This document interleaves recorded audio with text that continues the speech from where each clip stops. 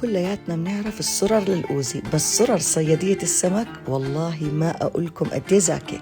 واستخدمت بالوصفة أرز زيدان طويل الحبة، والله خطير الرز يا جماعة ما ببالغ.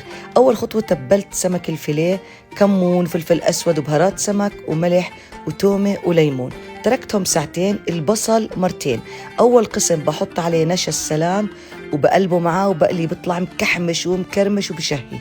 تبلت بعد تتبيلة السمك غطسته بطحين وقليته. هلأ بطنجر على الغاز. هذا البصل الثاني رح أخليه كتير يحمر عشان بدي أخذ لونه للرز. ضفت عليه المرقة وضفت الرز وضبطت النكهات والبهارات والملح وتركتهم يتفلفلوا. بعد تقريبا 3/4 استوى حطيت على الصيادية قطع السمك. انتوا هيك بتتركوها تتفلفل وبتقدموها. انا بدي اكمل.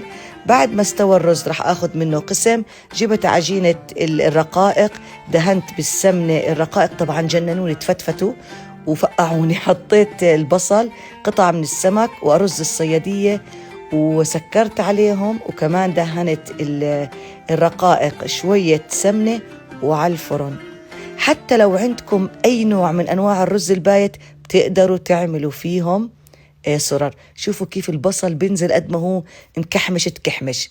شو رأيكم بالوصفة؟ والله ما أبالغ صراحة كتير خطيرة.